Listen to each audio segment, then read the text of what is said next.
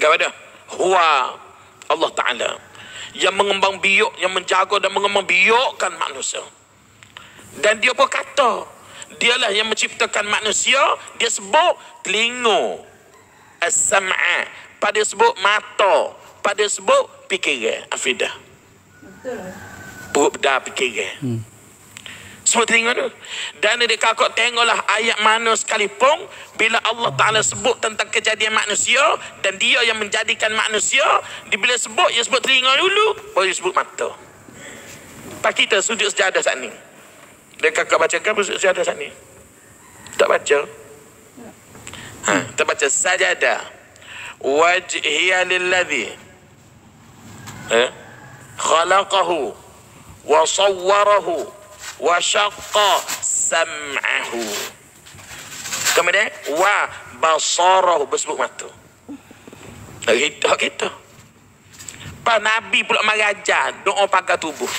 Allahumma afini fi badani.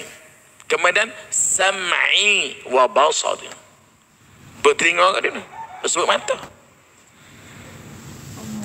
Pak kita ngaji sifat 20 pula. Bila-bila sifat ma'ani. Pohon nak bila sifat ma'ani tu khilaf. Semua ulama start dengan kudrat dulu. Setengah-setengah ulama dia tak start dengan sifat kudrat, dia start dengan sifat hayat.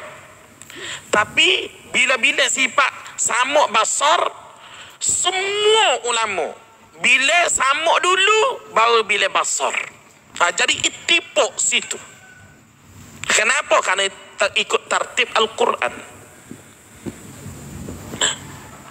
Kemudian pada 2007, tahun 2007, MD Aslam dia buat kajian, satu kajian tajuknya Development of Fetal Senses Implication in Intrauterine and Postnatal Life pada tahun 2007.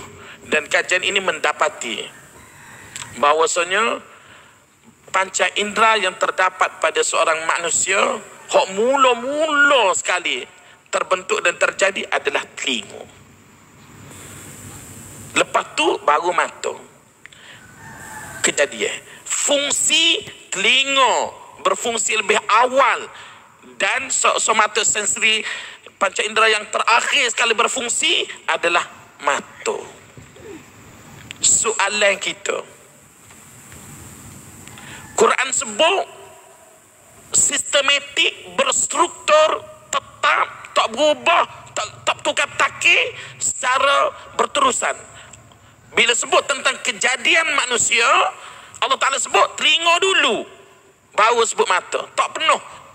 Memang lagu tu sama-sama. Dan Allah Ta'ala memperkenalkan dia yang menciptakan manusia. Nak suruh kita yakin dan percaya sepenuhnya. Bila dia sebut sifat ma'ani dia, memperkenalkan sifat dan zat dia pun sebagai pencipta manusia, dia memperkenalkan dia as-sami' al-basir.